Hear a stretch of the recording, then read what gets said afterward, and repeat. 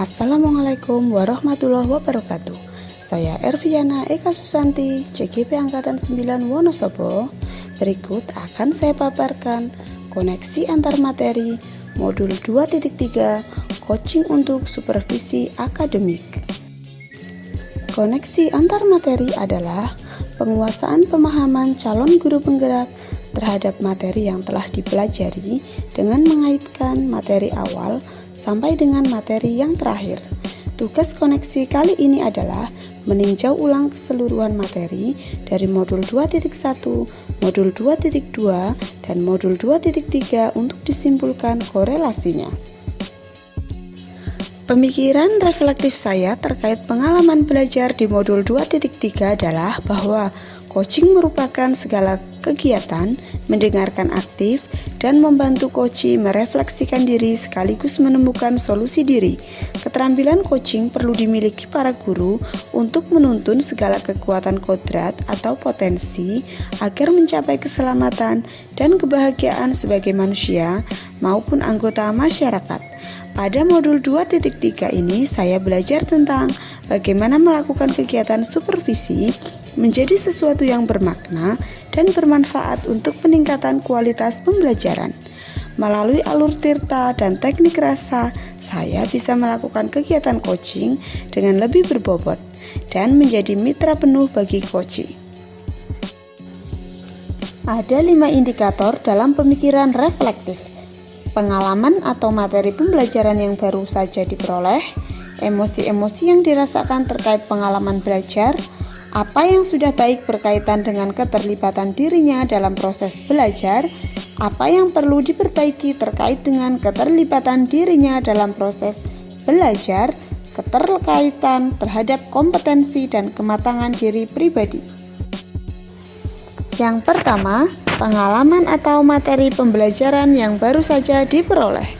Dalam modul 2.3, saya belajar tentang cara melakukan coaching dengan 3 prinsip utama, yakni kemitraan, presence, dan memaksimalkan potensi. Sedangkan alur yang digunakan adalah tirta, yang terdiri dari tujuan, identifikasi, rencana aksi, dan tanggung jawab. Saya juga belajar tentang teknik rasa, yakni receive, knowledge, summarize, dan ask. Melalui modul ini saya jadi paham bahwa kegiatan supervisi akademik hendaknya melalui tahapan yang berurutan dari pra-observasi, observasi, sampai pada akhirnya di tahap pasca observasi. Yang kedua, emosi-emosi yang dirasakan terkait pengalaman belajar. Yang pertama, saya merasa tertantang. Saya merasa bahwa ini adalah pengalaman baru bagi saya untuk mendampingi guru lain dalam pembelajaran, terutama dalam kegiatan pra dan pasca observasi. Jadi saya mempersiapkan diri sebaik mungkin. Emosi yang kedua adalah optimis. Saya menanamkan pada diri saya untuk selalu yakin dan percaya bahwa saya mampu. Jadi saya berusaha untuk belajar lebih keras, terutama dalam berlatih menjadi coach bagi rekan sejawat. Yang ketiga, perasaan saya adalah senang. Saya juga merasa senang karena bisa belajar banyak dari CGP lain, terutama saat kegiatan pembuatan tugas rukol dan demonstrasi kontekstual. Kami bisa saling berbagi ilmu dan saling support. Yang ketiga, apa yang sudah baik berkaitan dengan keterlibatan dirinya dalam proses belajar. Saya bisa berkolaborasi dengan baik dengan CGP lain saat akan membuat tugas, bisa menekan ego dan berbagi tugas supaya tujuan utama dari penugasan bisa selesai dengan tepat waktu. Selanjutnya, apa yang perlu diperbaiki terkait dengan keterlibatan dirinya dalam proses belajar? Saya masih perlu belajar tentang implementasi alur tirta. Saya masih kesulitan dalam membuat pertanyaan berbobot dan melakukan coaching secara berurutan. Lalu, keterkaitan terhadap kompetensi dan kematangan diri pribadi.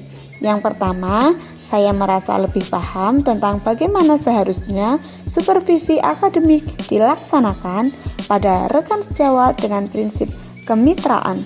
Yang kedua, saya belajar lebih empati kepada rekan sejawat dengan presence atau kehadiran penuh dan berusaha menjadi pendengar yang aktif. Bagaimana peran Anda sebagai seorang coach di sekolah dan keterkaitannya dengan materi sebelumnya di paket modul 2.1 pembelajaran berdiferensiasi dan modul 2.2 pembelajaran sosial dan emosi? Sebagai seorang coach di sekolah, saya berupaya menggali potensi yang dimiliki murid, menebalkan segala garis positif yang ada pada murid agar mencapai keselamatan dan kebahagiaan sebagai manusia maupun anggota masyarakat. Sebagai seorang guru yang berperan sebagai coach, maka saya memiliki prinsip untuk memberikan pembelajaran yang berpihak pada murid, memberikan tanggung jawab pada murid untuk menemukan kekuatan dirinya serta menstimulus murid agar berpikir kritis dan bisa menemukan solusi atas masalahnya. Kaitan proses coaching dengan modul 2.1 pembelajaran diferensiasi. Pembelajaran diferensiasi adalah pembelajaran berdasarkan kebutuhan murid yang dilihat dari 3 aspek, yakni kesiapan belajar murid, minat murid, dan profil belajar murid. Proses coaching mampu menjadi jembatan antara guru dan murid agar tercipta hubungan yang harmonis. Hubungan yang menyenangkan akan menjadikan guru dan murid bisa saling mengenali kebutuhan masing-masing. Sebagai murid, kebutuhan belajarnya terpenuhi. Sebagai guru, cara mengajarnya mampu diterima oleh murid. Kaitan proses coaching dengan modul 2.2 pembelajaran sosial emosional. Pembelajaran sosial emosional adalah pembelajaran tentang pengendalian emosi dalam diri yang meliputi kesadaran diri, manajemen diri, pengambilan keputusan yang bertanggung jawab, kesadaran sosial, dan keterampilan berelasi. Dalam proses coaching kepada murid, guru hendaknya memiliki kecerdasan sosial dan emosional, memiliki jiwa empati yang tinggi kepada murid, mampu mendengarkan dengan aktif, dan menghargai murid dengan kehadiran penuh. Guru bisa seutuhnya mendampingi murid sehingga murid merasa di lingkungan yang aman dan bisa membawa murid mencapai tujuan hidupnya. Analisis untuk implementasi dalam konteks CGP terdiri dari 4 hal. Yang pertama, memunculkan pertanyaan kritis yang berhubungan dengan konsep materi dan menggalinya lebih jauh. Kedua, mengolah materi yang dipelajari dengan pemikiran pribadi sehingga tergali wawasan atau insight baru. Ketiga, menganalisis tantangan yang sesuai dengan konteks asal CGP, baik tingkat sekolah maupun daerah.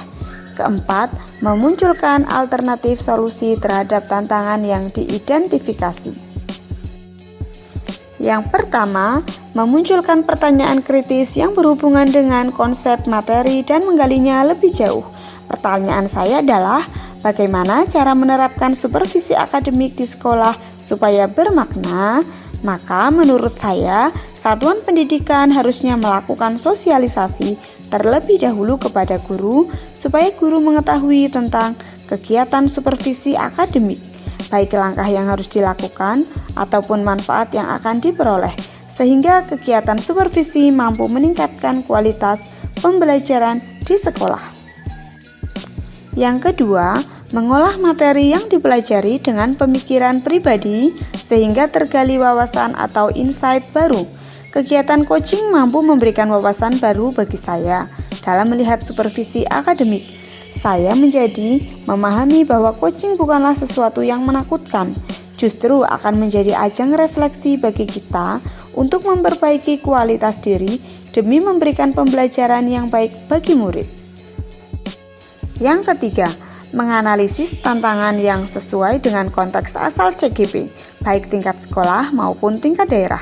Tantangannya adalah bahwa banyak rekan yang belum tahu tentang tahapan supervisi akademik yang benar, sehingga supervisi hanya dijadikan sebagai rutinitas tahunan tanpa ada komitmen dan tindak lanjut. Yang keempat adalah memunculkan alternatif solusi terhadap tantangan yang diidentifikasi. Menurut saya, solusinya adalah dengan melakukan sosialisasi tentang supervisi akademik. Yang kedua, dengan membuat komunitas. Dan yang terakhir adalah dengan berbagi praktik baik. Bagaimana keterkaitan keterampilan coaching dengan pengembangan kompetensi sebagai pemimpin pembelajaran? Coaching menjadi salah satu sarana untuk memastikan bahwa supervisi akademik yang dijalankan benar berfokus pada proses pembelajaran yang berpihak pada murid. Melalui coaching juga bertujuan untuk pengembangan kompetensi diri pendidik. Rangkaian supervisi akademik bisa menjadi kegiatan sharing dan refleksi yang konstruktif demi tercapainya perbaikan dan pengembangan diri di sekolah. Melalui coaching diharapkan guru bisa menjadi pemimpin pembelajaran yang tangguh, pembelajar mandiri, reflektif, dan mampu menjadi teladan bagi muridnya. Refleksi yang CGP buat memunculkan koneksi dari pembelajarannya dengan poin-poin berikut. Yang pertama, pengalaman masa lalu. Yang kedua, penerapan di masa mendatang. Ketiga, konsep atau praktik baik yang dilakukan dari modul lain yang telah dipelajari. Dan yang keempat adalah informasi yang didapat dari orang atau sumber lain di luar bahan ajar PGP. Pengalaman masa lalu. Saya pernah beberapa kali disupervisi oleh kepala sekolah dan guru senior. Ada yang hanya sebatas formalitas saja, yakni untuk mengisi kegiatan rutin tahunan, namun juga ada yang menjalankan dengan benar, yakni dipanggil di ruang kepala sekolah untuk mendapatkan umpan balik pasca diobservasi. Penerapan di masa mendatang.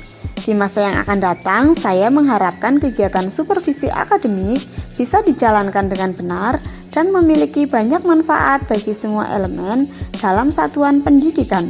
Kegiatan ini bisa menjadi refleksi bagi coach untuk peningkatan kualitas diri. Selanjutnya adalah konsep atau praktik baik yang dilakukan dari modul lain yang telah dipelajari. Dari modul 2.1, konsep pembelajaran berdiferensiasi di mana guru mengajar sesuai kebutuhan murid. Dalam coaching, coach memastikan bahwa pembelajaran yang dilakukan coach sesuai dengan keberpihakan terhadap murid. Selanjutnya, modul 2.2, konsep pembelajaran sosial dan emosional mengajarkan coach untuk mampu melakukan kegiatan supervisi dengan kontrol emosi, sehingga seorang coach bisa menjadi pendengar yang aktif dan memiliki jiwa empati kepada coach. Dan yang terakhir adalah informasi yang didapat dari orang atau sumber lain di luar bahan ajar PGP. Yang pertama dari kepala sekolah dan guru senior sebagai supervisor. Informasi yang benar akan mendorong guru untuk melakukan kegiatan supervisi yang terarah dan berguna bagi kemajuan sekolah. Yang kedua, saya mendapatkan informasi dari PMM topik supervisi akademik yang memberikan wawasan bagi saya untuk tidak hanya sekedar memahami, tetapi juga mampu mengimplementasikan materi coaching kepada rekan sejawat melalui kegiatan aksi nyata. Demikian pemaparan saya tentang koneksi antar materi modul 2.3. Sekian dan terima kasih. Wassalamualaikum warahmatullahi wabarakatuh.